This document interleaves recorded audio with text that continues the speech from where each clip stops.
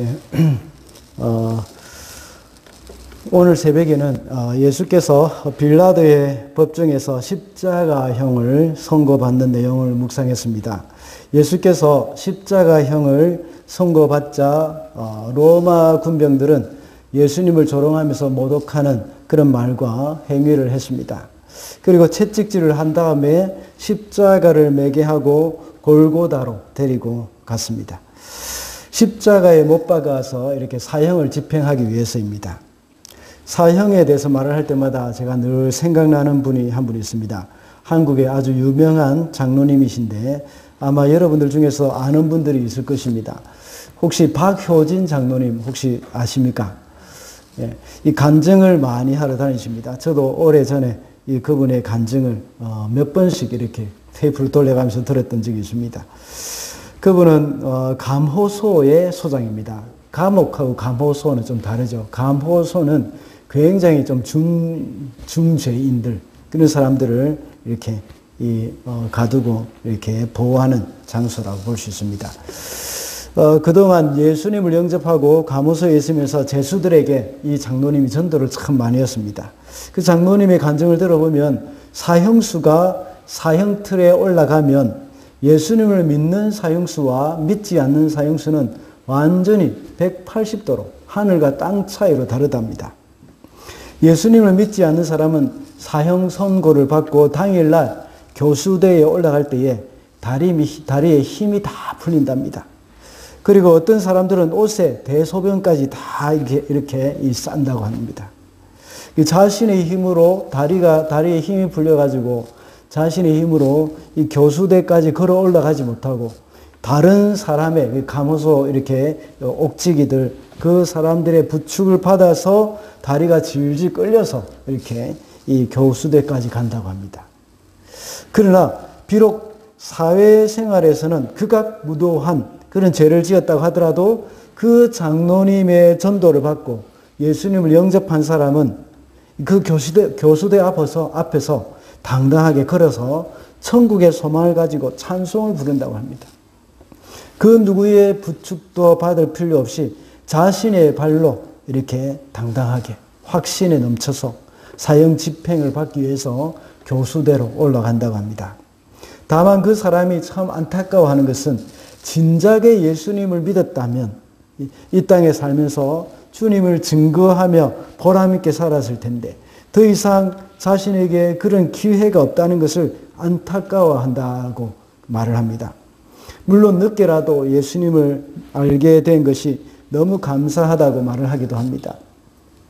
사형을 받으면서 마지막으로 할 말이 있으면 하라고 말을 하면 이런 말을 한답니다. 내가 진작에 예수님을 믿었다면 내가 더 살고 주님을 위해서 더 살고 싶었다. 그러나 여러분들 지금이라도 예수님을 믿으시오 하면서 거기에 있는 다른 사람들을 위해서 이 전도를 한답니다. 오늘 본문에서도 역시 이런 사형틀이 있는 사형 집행 현장을 생생하게 묘사해 놓았습니다.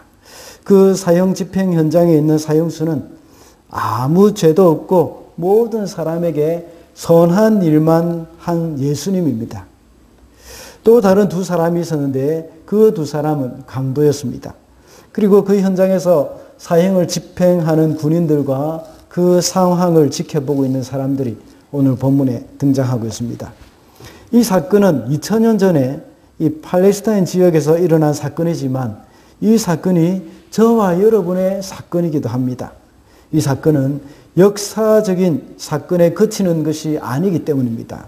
하나의 역사적인 사건으로만 남는 것이 아니라는 말입니다. 만약에 그렇게만 생각하고 끝이 나버린다면 저와 여러분은 지금 이 자리, 정사 예배 자리에 오지 않았을 것입니다. 저와 여러분이 지금 이 자리에 와서 예배를 드리는 이유는 오늘 본문에 나오는 예수님의 사형 집행 현장이 바로 저와 여러분의 일이 되기 때문입니다. 2000년 전에 있었던 예수님의 역사적이고 그 객관적인 십자가 사건은 바로 성령으로 말미암아서 저와 여러분의 것이 되어진 겁니다. 그래서 성령이 아니었다면 이 사건은 역사의 한 장면에 불과하게 될 것입니다.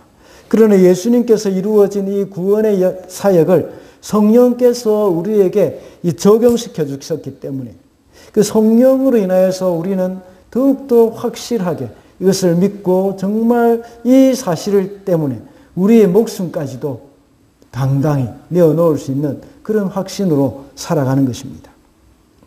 성령께서 적용시켜 주셨기 때문에 이 사건은 저와 여러분의 사건이 되었다는 것입니다.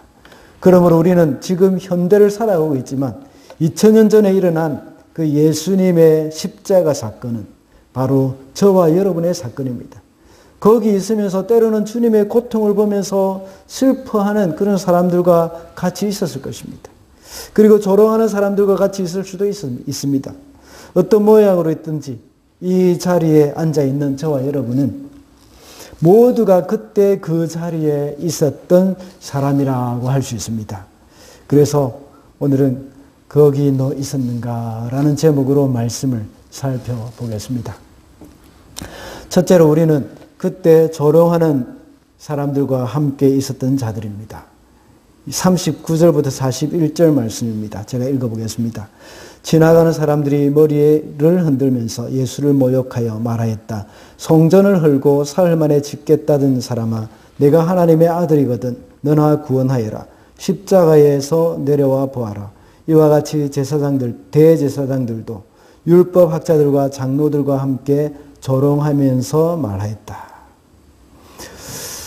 오늘 본문을 잠깐 말씀드리기 전에 먼저 우리가 짚고 넘어가야 할 문제가 있습니다. 그것은 오늘 본문 44절에 보면 두 강도가 동일하게 예수님을 모욕했다고 나와 있습니다. 그런데 누가복음 23장에 보면 한쪽 편의 강도는 예수님에 대해서 욕을 하고 있었지만 또 다른 편에 있는 강도는 예수님께 자신의 죄를 고백하면서 주여 당신의 나라에 임할 때 나를 기억하소서 하고 고백했던 그런 사건이 있습니다. 왜 이렇게 마태복음의 기록과 누가복음의 기록이 다르게 나타날까요? 그 이유는 시간적인 차이 때문입니다. 오늘 본문에 나와 있는 두 강도는 십자가에 못 박힌 후에 그 직후에 일어난 사건을 마태가 기록한 것입니다. 처음에는 두 강도가 다 예수님을 욕하고 조롱했는데 시간이 지나갈수록 예수님의 그 반응이나 이러한 고통에 대한 예수님의 태도를 보면서 한 강도는 뉘우쳤기 때문이라고 할 수 있습니다. 그래서 누가는 조금 전에 조금 시간이 지난 후에 한쪽의 강도가 회개하고 주님께 고백한 것을 기록해 놓은 것입니다. 그렇지만 마태는 이렇게 그 전에 한 강도가 회개하기 전에 있었던 그 사건을 기록해 놓은 것이라고 볼 수 있습니다. 그렇다면 마태도 누가 같이 이렇게 이 강도의 좋은 면을 기록하지 않고 강도 둘 다 욕을 하고 있었다는 장면을 기록했는데 그 이유가 뭐겠습니까? 마태가 강조하는 것이 달랐기 때문입니다. 그것은 예수께서 십자가에 달리셨을 때에 모두가 다 예수님을 조롱했다 하는 그것을 강조하기 위해서였습니다.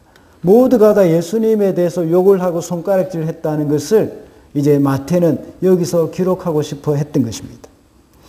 오늘 본문에서 많은 부분이 예수님을 조롱하는 사람의 이야기가 나옵니다. 특별히 38절부터 44절까지 말씀은 모두가 예수님을 조롱하는 사람들의 말을 기록해 놓고 있습니다. 그들이 하는 말을 하고 있는 조롱하는 말의 초점이 무엇입니까? 그것은 너는 네가 지금까지 베풀었던 그런 능력, 네가 말했던 그런 말, 이런 것을 증명해보라 하는 것을 말하고 있는 겁니다. 그래서 네 힘으로 그 십자가에서 내려오라 하는 것을 말하는 겁니다. 40절의 말씀은 성전을 사흘 만에 짓는다는 그런 능력이 있으면 너나 구원하라 하는 그 말입니다. 그리고 42절의 말씀을 보면 남은 구원하는 능력이 있는데 자기 자신은 구원하지 못하였다 하는 말입니다. 이스라엘의 왕이라면 십자가에서 내려오는 그 능력을 보이라는 것입니다. 그리고 43절의 말씀에는 하나님의 아들이라면 하나님이 너를 구원해 주실 것이다 하는 그 말을 하고 있는 것입니다. 그리고 예수님의 양쪽 옆에 달려있는 두 강도 역시 동일하게 이 말을 예수님께 하고 있는 것입니다. 그들이 예수님을 이렇게 조롱하는 이유가 뭐겠습니까? 하나님의 아들이라면 그 능력을 사용해서 내려와 보라 하는 이것입니다. 왜 이렇게 고통만 당하고 있느냐는 겁니다. 네가 평소에 많은 병자들을 고치고 죽은 자까지 살렸다면서 지금 그렇게 한번 해보라 하는 그 말입니다. 이렇게 내 능력을 사용해서 스스로 구원하라는 것입니다. 이 말은 마태복음 4장이나 누가복음 4장에 나와 있는 마귀의 시험과도 같습니다. 마귀도 역시 동일하게 예수님께 말했습니다. 네가 만약 하나님의 아들이거든 하고 말을 시작했던 겁니다. 그러면서 이 돌을 떡으로 만들어 먹으라 이런 말을 합니다. 하나님의 아들이라면 많은 능력도 있고 하나님이 너를 도와주시는데 왜 그렇게 굶주린 채로 고통을 당하고 있느냐 하면서 마귀는 금식하신 예수님께 말을 하는 겁니다. 너의 능력을 사용해서 너의 문제를 해결하고 그 고통에서 벗어나라 하는 그런 말입니다. 그러나 예수님께서는 사람이 떡으로만 살 것이 아니요 하나님의 입에서 나오는 모든 말씀으로 살 것이라고 말하면서 그 사탄의 시험을 물리치셨습니다. 만약에 예수님이 사역을 시작하면서 받았던 이 사탄의 시험을 이기지 못했더라면 물론 그런 일은 결코 없으시겠지만 이번에 이 십자가에서도 역시 만약에 그때 그 시험을 이기지 못했더라면 십자가에서의 그 사건도 역시 예수님은 이기지 못했을 것입니다. 그렇게 되면 어떻게 됩니까? 예수님은 십자가에서 내려오셨고 이 놈들 한번 맛 좀 보라 하면서 이렇게 모조리 거기서 혼을 내버렸을 것입니다. 예수님의 그 신적인 권능 그것을 사용하지 않으셨다는 겁니다. 만약에 그렇게 했다면 우리의 구원은 없을 것입니다. 그리스도의 십자가로 인해서 인류를 구원하시겠다는 그 하나님의 계획은 물거품이 되고 말았을 것입니다. 그러나 우리 주님은 끝까지 그 고통을 참으면서 십자가에서 고통을 다 담당하셨습니다. 저도 어릴 때 그렇게 생각한 적이 종종 있었습니다. 예수님이 십자가에 돌아가시지 않으시고 그냥 하나님으로 구원을 하시면 되지 않았느냐 생각하면서 끝까지 십자가의 고통을 당하신 예수님에 대해서 잘 이해를 못했습니다. 그것과 관련해서 또 한 가지 이해할 수 없는 일은 바로 모세에 대한 것이었습니다. 하나님은 모세가 이집트의 왕자로 있을 때에 사용하지 않고 왜 광야에 도망자로 있을 때 부르셔가지고 이렇게 사람을 고생시키는 것일까? 이집트의 파라오의 후계자가 되어서 그냥 이스라엘 백성들을 해방시켜 주었더라면 얼마나 깔끔하고 멋있습니까? 그런데 모세가 온갖 고생을 다 하면서 목자로 있을 때 부르셔서 일을 참 어렵게 하신다 하는 그런 생각이 참 많이 들었습니다. 그리고 예수님은 역시 이렇게 십자가에서 말할 수 없는 고통을 굳이 받아야 할 필요가 없다는 겁니다. 그렇게 굳이 고통을 받을 필요 없이 예수님의 그 능력을 한번 보여주시면 모두가 다 예수님을 믿지 않을 것인가 하는 그런 생각들을 참 할 수도 있습니다. 예수님은 왜 그렇게 어려운 방법을 선택하셨을까요? 그것은 인간을 구원하는 방법은 이 세상의 지위와 권력으로 되는 것이 아니라 하나님의 능력으로만 되기 때문입니다. 이렇게 생각하고 오해를 하는 우리나 그때 당시 내가 만일 하나님의 아들이거든 십자가에서 내려오라고 말했던 사람들과 우리는 다를 바가 없을 것입니다. 그러나 우리를 구원하시는 하나님의 방법은 십자가밖에 없습니다. 만약에 구원하는 방법이 하나의 병 고치는 것이나 육신의 건강을 고치는 것이나 마찬가지라면 예수님은 십자가를 지실 필요가 없을 것입니다. 그러나 인간의 죄는 건강 문제나 육신의 양식의 필요를 채우는 것으로 해결되는 것이 아니기 때문입니다. 인간의 죄의 문제는 그 깊은 영혼의 문제이기 때문입니다. 인간의 영혼에 뿌리 깊이 박혀 있는 그 죄의 문제는 오직 십자가로만 해결을 할 수가 있는 것입니다. 지난번에 새벽 기도회 때 누가복음을 강해하면서 말씀드린 적이 있습니다.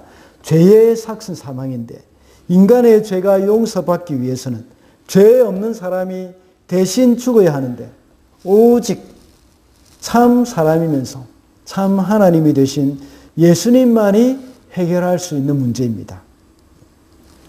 이렇게 하기 위해서는 하나님의 아들이신 예수님께서 반드시 십자가에 죽으셔야 되는 일이기 때문입니다. 사람으로서는 아무도 죄 없는 사람이 없고 또 사람으로서는 모두가 다 자기의 죄값으로 죽기 때문입니다. 그러나 하나님이 또 오신다고 해도 하나님은 신이기 때문에 죽을 수가 없는 겁니다. 그렇기 때문에 참 신이 되시고 참 하나님이 되신 예수님만이 이 문제를 해결해 줄 수가 있는 겁니다.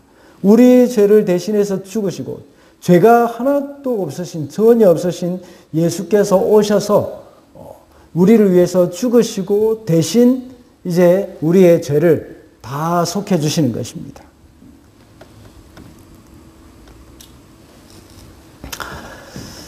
그렇게 할 때에 인간의 육신뿐만 아니라 그 영혼까지도 구원할 수 있다는 사실을 말씀하고 있는 겁니다.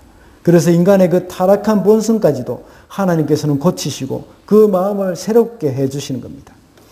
주님의 구원에 대한 이와 같은 잘못된 우리의 오해, 이것은 우리로 하여금 마치 예수님을 조롱하는 사람들과 그 조롱하는 사람들이 갖고 있었던 그 오해와 다를 바가 없는 겁니다. 우리가 세상에서 성공적으로 성공하고 권력을 잡고 세력을 잡아서 세상에서 성공하는 것을 당당히 보여주어야 한다는 생각은 바로 이것과 같습니다. 네가 하나님의 아들이라면 내 능력을 사용해서 십자가에서 내려오라 하는 그 말과 같은 겁니다. 내가 성공해가지고 내가 예수 믿는 사람이 잘 된다 하는 것을 세상 사람들에게 보여주라 하는 그것과 별반 차이가 없다는 겁니다. 그러나 사람의 영혼의 구원은 그렇게 해서 되는 것이 아니라 반드시 십자가를 통해서 이루어지는 것임을 우리는 잊어서는 안 되겠습니다. 둘째로 억지로 십자가를 지는 자와 함께 있었습니다. 32절입니다. 그들은 나가다가 시몬이라는 구레네 사람을 만나서 강제로 예수의 십자가를 지고 가게 하였다. 예수께서 80kg 가까이 되는 십자가를 지고 골고다로 가셔야 했습니다. 그런데 주님이 채찍에 워낙 많이 맞으셨기 때문에 이미 지쳐 있었습니다. 그 상태에서 그 무거운 십자가를 어떻게 지고 골고다 언덕으로 올라갈 수 있겠습니까? 정말 쉽지 않은 일입니다. 올라가다가 쓰러지고 또 쓰러졌습니다. 그러다 보니 로마 군병의 입장에서는 어떻습니까? 사형 집행 시간이 가까우는데 자꾸만 늦어진다는 생각에 마음이 조급해지는 겁니다. 그래서 주위를 둘러보니까 구레네에서 온 시몬이라는 사람이 이제 유월절을 지키기 위해서 예루살렘에 오면서 그 장면을 보고 있었던 겁니다. 그래서 그 사람을 억지로 끌고 와서 강제로 끌고 와서 예수님의 십자가를 대신 지고 올라가게 만들었던 겁니다. 구레네 사람 시몬은 갑자기 당황스러운 일을 겪게 된 것 아닙니까? 그 죄수의 십자가의 사형틀, 이것을 누가 지고 싶어 하겠습니까? 이것은 저주의 상징입니다. 아니, 사형틀이 아니라 그냥 무거운 짐이라고 하더라도 썩 기쁜 마음으로 지려고 하는 사람은 아마 없을 겁니다. 아마 구레네 시몬은 정말 오늘 운이 안 좋은 날이라고 생각했을지도 모르겠습니다. 참 하나님 앞에 헌신하면서 성지순례차 이렇게 이 유월절을 지키기 위해서 그 멀리서 이렇게 예루살렘까지 왔는데 이게 뭔가 하는 그런 생각이 들었을 수도 있을 것입니다. 이렇게 시몬은 예수님의 십자가를 억지로 지고 갔습니다. 그런데 이렇게 억지로 주님의 십자가를 대신 지고 갔지만 그것이 그에게는 큰 복이었습니다. 교회사에 의하면 구레네 시몬은 이 일로 인하여서 예수님을 믿게 되었다고 말씀하고 있습니다. 그래서 그의 아들들도 역시 초대 교회의 리더로 세워졌다는 것을 알게 됩니다. 마가복음 15장에 보면 구레네 시몬을 소개하면서 알렉산더와 루포의 아버지라고 말을 합니다.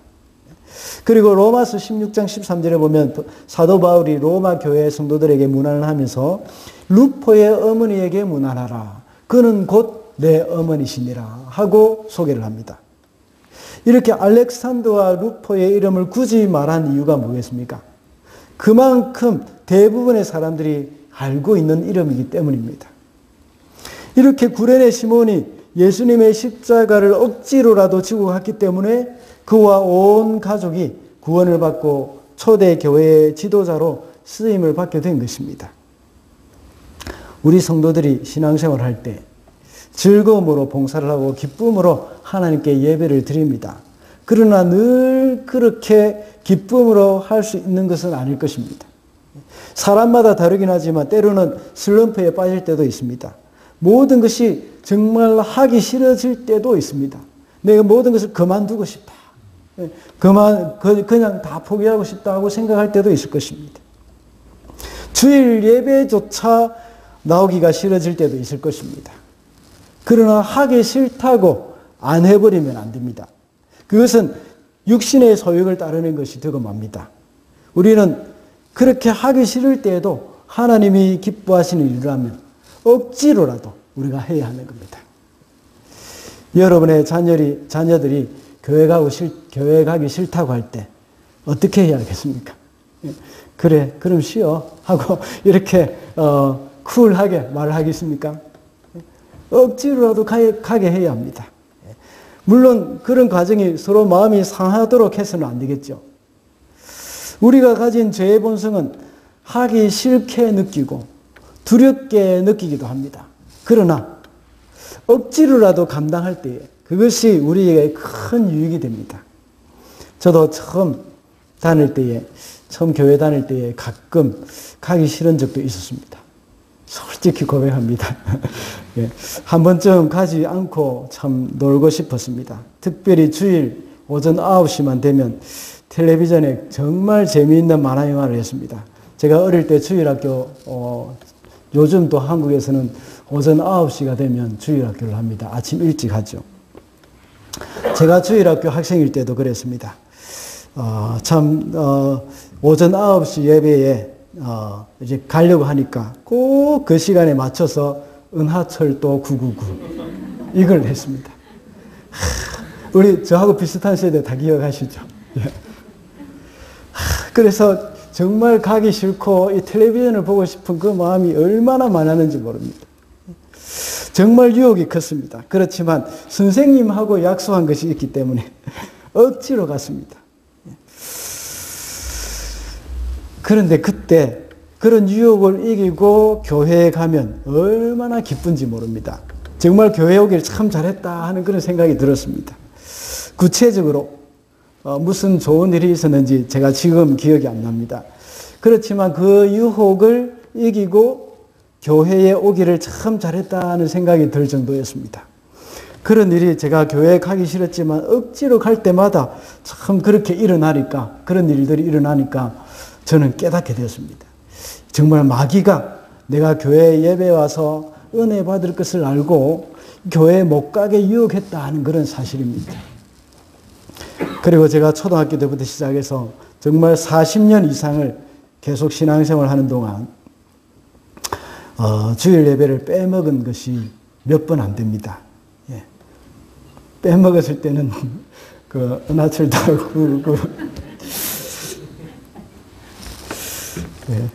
예, 그런 유혹 때문에 또 한 번씩 빠지기도 했던 것 같습니다.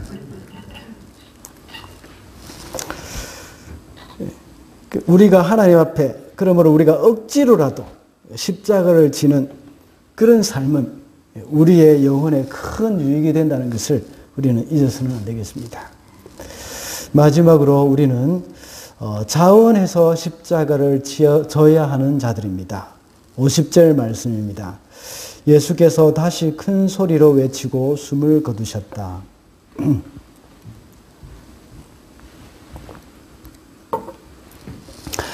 마침내 예수께서 십자가에서 돌아가셨습니다. 제가 여러 차례 말씀을 드린 적이 있습니다. 예수께서는 십자가를 지지 않으셔도 됐지만 자원해서 십자가를 지셨습니다. 예수님은 하늘 보좌에 계셔서 천사들의 경배를 받으면서 편안히 계셔야 하는 그런 분이십니다. 그러나 주님은 하늘 보좌를 버리고 이 땅에 오셔서 모진 고통을 다 당하셨습니다. 많은 사람들은 십자가를 가리킬 때 자신의 운명 또는 어쩔 수 없이 지고 가야 할 팔자 이렇게 생각을 하는 경향이 많습니다. 그러나 십자가는 운명이나 타고난 팔자가 아닙니다. 예수님에게 있어서 십자가는 결코 운명이나 팔자가 아니라 선택이었습니다. 그래서 하늘 보좌를 선택하실 수도 있지만 십자가를 선택하신 것입니다. 하나님 앞에 헌신하는 것이 최고의 가치는 어쩔 수 없이 지고 가는 것이 아니라 자원해서 그 헌신과 희생을 선택하는 것, 이것이 더욱더 가치가 있는 것입니다. 물론 앞서 구레네 사람 시몬이 억지로 십자가를 지고 간 것도 정말 귀한 일입니다. 그러나 자원해서 지고 가는 것은 더욱더 가치가 있는 것이고 아름다운 것입니다. 이것은 바로 주님의 길을 따라가는 것입니다. 만약 구레네 시몬이 죄 없으신 예수님이 당하고 있는 그 고통이 너무나도 안타까워서 모든 일정을 제쳐놓고 주님 걱정하지 마세요. 제가 십자가를 대신 지고 가겠습니다. 라고 말하고 그 십자가를 받아서 지고 갔더라면 그것은 더욱더 아름다운 것이 됩니다. 성경에는 이렇게 자원해서 주님의 일을 감당한 사람들이 참 많습니다. 이사야를 그 예로 들 수 있습니다. 그가 성전에서 기도를 하는 동안 하나님을 만났습니다. 그때 하나님이 우리가 누구를 보내며 누가 우리를 위해서 갈고 하고 말씀하셨을 때에 이사야는 주님 제가 여기 있습니다. 나를 보내소서 하고 자원을 했습니다. 이사야는 그때 당시 유대, 남쪽 유대의 유다 땅의 귀족이었습니다. 귀족의 신분이었습니다. 그런데 그는 하나님의 보내심을 받고 예언 활동을 했습니다. 쉽지 않은 사역이었습니다. 그런 유다의 귀족으로 그는 편한 삶을 누리고 살 수 있는 사람이었습니다. 그러나 예언 활동을 하면서 온갖 고난을 다 겪었습니다. 결국 전설에 의하면 므낫세에 의해서 톱으로 켬을 당해 죽었다는 그런 말이 있습니다. 하나님을 만난 그는 하나님을 사랑하는 마음으로 자원해서 하나님의 보내심을 받아서 사명을 감당했던 사람입니다. 우리가 사명을 감당한다고 할 때 거창하게 이렇게 이사야나 사도 바울이나 또 베드로와 같은 삶을 생각할 때가 참 많습니다. 그리고 또는 오지나 기독교를 핍박하는 위험한 지역에 선교사로 가서 젊음을 불사른다고 생각할 수도 있습니다. 그러나 주님의 사명을 감당하는 것은 우리의 사소한 삶의 현장에서부터 십자가를 지는 것입니다. 우리가 새벽이 되면 좀 더 자고 싶고 좀 더 졸고 싶고 또 쉬고 싶지만 내가 주님을 더 가까이 하고 주님을 기쁘시게 하기 위해서 또 일어나서 새벽 기도에 가는 것, 그것을 선택하는 것, 이것이 바로 십자가입니다. 그러니까 내가 좀 더 비싸고 좋은 옷을 입을 수가 있지만 또는 좋은 가구나 좋은 전자제품을 구입해서 쓰고 싶지만 이것 아껴서 내가 선교비로 보내기 위해서 그 원하는 마음을 가지고 아끼고 아껴서 새 걸 안 사고 세컨한 데 가서 구입해서 쓰는 것, 이런 것 역시 바로 지극히 작다고 여겨지지만 십자가를 지고 사는 삶이라는 것입니다.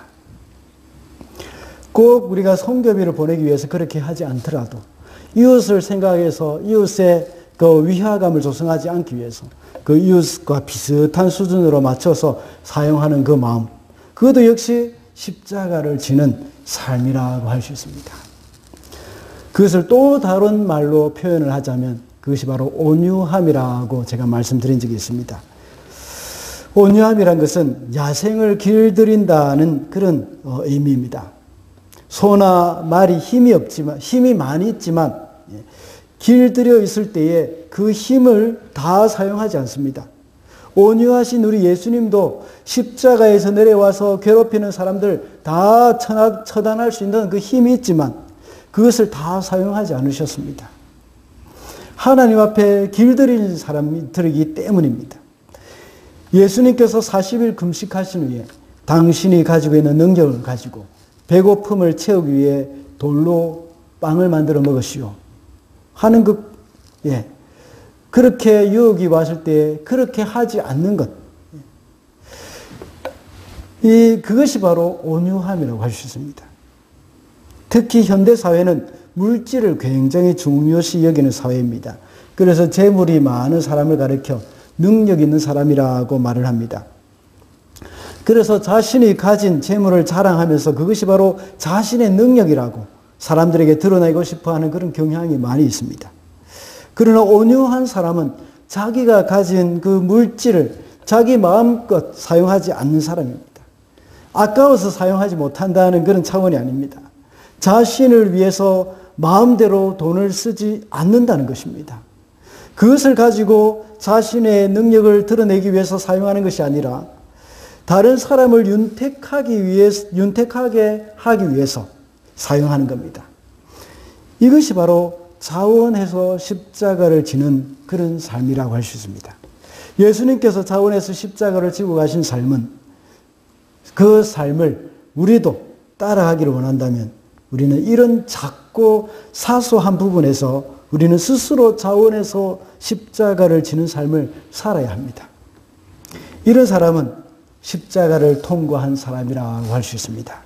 지난주에 말씀드린 바와 같이 자아를 포기하고 이 주님의 뜻을 따르는 그런 사람이 바로 이런 삶을 살 수가 있다는 겁니다. 주님을 위해서 나의 뜻을 포기하는 사람, 주님이 원하신다면 나의 모든 자존심 다 하나님 앞에 내려놓는 사람, 이런 사람이 바로 십자가를 지고 갈 수 있는 사람이라고 할 수 있습니다. 제가 주사랑교회 부임한 이래 제일 설교 중에 가장 많이 언급했던 것이 바로 자아가 죽어야 한다는 말일 것입니다. 우리 자신을 십자가에 못 박고 이제 나의 옛 모습으로 살아가는 것이 아니라 주님으로 살아가는 겁니다. 그래서 한국의 어떤 목사님이 늘 강조했던 말이 있죠. 나는 죽고 예수로 사는 사람. 이것이 되는 것입니다. 오늘 우리 2000년 전 예수님의 십자가 사건 앞에서 자원해서 십자가를 지는 사람이 되시기를 바랍니다. 말씀을 맺겠습니다. 오늘은 예수께서 십자가에 못 박혀 돌아가신 날을 기념하는 그 성금요일입니다. 이 시간에 드리는 그 예배를 한자어로 정사 예배라고 합니다. 못 정자, 죽을 사자. 이렇게 한자어가 썩 이해되지 않을 수도 있겠습니다. 그래서 때로는 우리가 이 고난일 예배라고 하기도 합니다. 고난일 예배를 하면서 주님이 십자가에 달려 돌아가신 장면을 생각하면서 거기 너 있었는가라는 제목으로 말씀을 살펴봤습니다. 우리는 2000년 전에 예수님께서 십자가에서 돌아가신 그 현장에 우리는 그때는 없었을 것입니다. 그렇지만 우리는 그 자리에 있었던 것이나 마찬가지입니다. 왜냐하면 그 자리에 예수님을 조롱했던 사람들과 같이 세상적으로 권력을 잡아서 또는 힘을 가지고 스스로 해결을 하려는 그러한 마음, 그것이 우리 가운데 있었기 때문이고, 또한 우리는 예수 그리스도의 그 구원에 대해서, 예수님의 메시아 되심에 대해서 때로는 우리가 오해를 할 때도 참 많았기 때문입니다. 또한 우리가 억지로 십자가를 지고 가는 마음이 있다면 역시 거기 있었던 구레네 시몬과 같은 그런 사람이었기 때문입니다. 무엇보다도 우리는 예수님과 같이 스스로 자원해서 십자가를 지고 가는 사람으로 살아야 합니다. 그러므로 2000년 전에 주님의 십자가에 나도 같이 달렸다고 생각을 해야 합니다. 자원해서 십자가를 지고 가는 사람은 우리의 옛자가 2000년 전에 십자가에 돌아가신 주님과 함께 나도 함께 못 박혀 죽었기 때문입니다. 그래서 고난주간을 맞이하여서 나는 죽고 예수로 사는 저와 여러분이 되시기를 바랍니다.